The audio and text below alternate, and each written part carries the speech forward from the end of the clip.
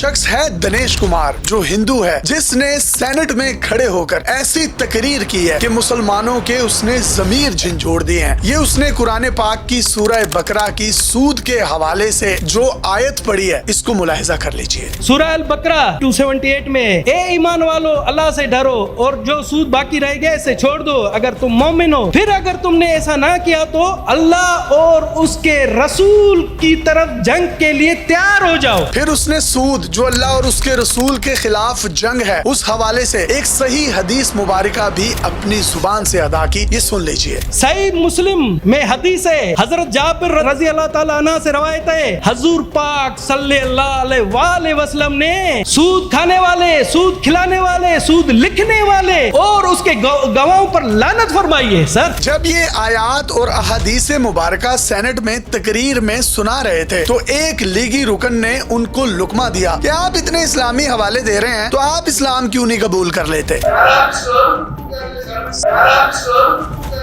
जिस पर दिनेश कुमार साहब ने जवाब दिया, जिन्होंने इस्लाम कबूल किया है, जो मुस्लिम है, उनके हवाले से तो मैं कैसे इस्लाम कबूल करूं। सर, आप इस्लामी बन जाए मैं इस्लाम कबूल कर लूंगा, आप इस्लामी बन जाए मैं इस्लाम कबूल कर लूंगा। सेनेटर दिनेश कुमार ने कहा कि पाकिस्तान का तकरीबन आधा बजट तो सूद की अदायगियों में चला जाता है। इस साल का जो बजट है वो 18,000 अरब रुपए का है, जिसमें से 8,054 अरब रुपए हमने सिर्फ सूद की अदायगियों में अदा करने हैं। अब ये 8,054 अरब रुपए कितने होते हैं, इसको समझ लीजिए। ये इतने ज्यादा पैसे हैं कि इसमें हम 19 बुर्ज खलीफा बना सकते हैं। और अगर 8,054 अरब को डॉलर्स में कन्वर्ट किया जाए तो ये 29 अरब अमरीकी डॉलर्स बनते हैं। 29 अरब डॉलर इतनी बड़ी रकम है कि जब दुबई का डाउनटाउन मंसूबा शुरू हुआ, जिसमें फाउंटेन्स थे, दुबई मॉल था, बुर्ज खलीफा था और उसमें मौजूद दीगर सहूलियात और चीजें थी, तो वो पूरा दुबई का डाउनटाउन प्रोजेक्ट 20 अरब डॉलर का बना था। तो यानी इन 29 अरब डॉलर्स में हम एक डाउनटाउन पूरा बना सकते हैं और 4-5 मजीद बुर्ज खलीफा भी उसमें से बन सकते हैं, फिर भी कोई थोड़े से पैसे बच जाएंगे। मतलब आप अंदाजा कीजिए, सिर्फ सूद की मद में हम लोग 29 अरब डॉलर्स दे रहे हैं और 29 अरब डॉलर अगर ये पाकिस्तान अपने दिफा पर खर्च करे तो ये दुनिया के जदीद तरीन 5th जनरेशन स्टेल्थ तैयारे जो अमेरिका के पास हैं, F-35, इन पैसों से 266 तैयारे आ सकते हैं।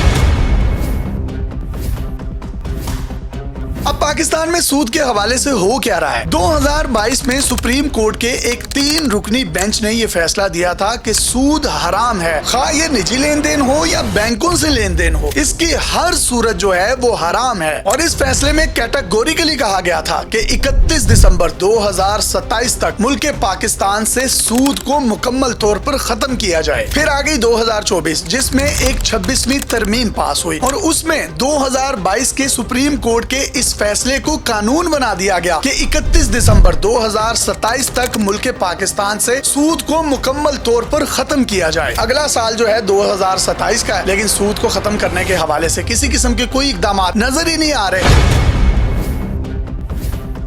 कोई भी हुकूमत आती है, खा वो PTI हो, नून लीग हो या PPP हो, वो बरसरे इक़्तिदार आने के बाद बैंकों से कर्जा लेते हैं, IMF से कर्जा लेते हैं और आर्टिफिशियल तरीके से मुल्क को चलाना शुरू कर देते हैं। और मुल्क में किसी भी किस्म की कोई प्रोडक्शन नहीं होती, कोई कारखाने नहीं होते, टैक्स कलेक्शन नहीं होती। अल्टीमेटली हुकूमत क्या करती है, पेट्रोल पर लेवी लगा देती है, टैक्सेस लगा देती है और जितनी देर वो 2-4 साल हुकूमत करते हैं, अरबों रुपए का कर्जा लेते हैं और आने वाली हुकूमत पिछली हुकूमत को ब्लेम करती है और जाने वाली हुकूमत कहती है कि जी उससे भी पिछली हुकूमत हमें ये तमाम चीजें जहेज में देके गई थी। नतीजा क्या निकलता है, जब आप अरबों रुपए के कर्जे ले लेते हैं, आपने सूद देना होता है और सूद तो गुनाहे कबीरा है और अल्लाह और उसके रसूल के खिलाफ खुली जंग है। लेकिन हम पाकिस्तानी मुसलमान जो हैं, इस अल्लाह और उसके रसूल के फरमान को भूल चुके हैं। और एक हिंदू सेनेटर दिनेश कुमार हमारे जमीरों को झंझोड़ है और हमें जगाने की कोशिश कर रहा है कि है पाकिस्तानी मुसलमानों जागो, जो तुम इतना पैसा सूद की अदायगियों की मद में दिए जा रहे हो, ये तो अल्टीमेटली आप अल्लाह और उसके रसूल के फरमान के मुताबिक अल्लाह और उसके रसूल से जंग कर रहे हो। और तसव्वुर कीजिए, अगर आप अल्लाह और उसके रसूल से जंग करेंगे तो हार किसकी होगी? यकीनन इंसान खसारे में है।